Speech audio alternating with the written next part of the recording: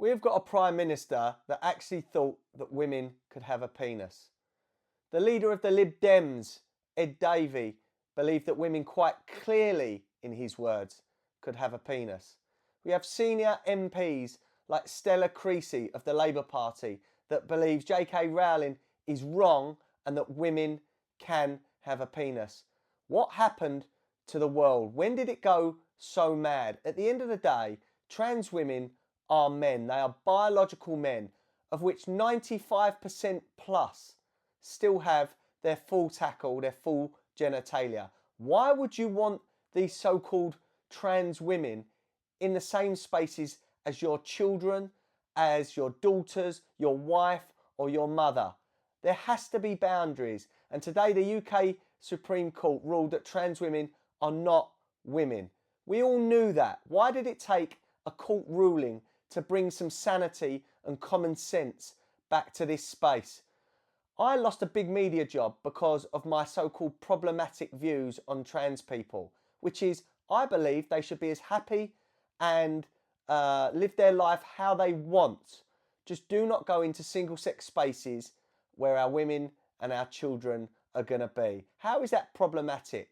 I hope that corporation is embarrassed now, because things are going to change and change real fast. Watch these MPs, like the ones above, start backtracking. The trans movement is forced down our children's throats. It's forced upon us at sports grounds, in the universities, in our adverts.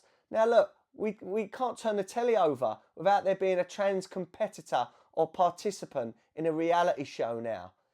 Everything is an agenda. It's forced on us. Look, at the end of the day, men in dresses or men with makeup on are not women. Stop virtual signaling and stop lying to everyone and pretending that you're such a nice person because you defend so-called trans rights. Trans people have exactly the same rights of all of us. They just can't have more. I'm not allowed to go in and change in a women's changing area, nor should they, a biological man. Again, if I see a trans person being bullied or harassed or targeted in the street, I would stick up for that trans person, and anyone that knows me knows I would. But at the end of the day, there needs to be boundaries for rights, women's safety, and women's dignity. Even in things like women's sports. Come on, how have we got 6'4" people, men, swimming against women and cleaning up, breaking records?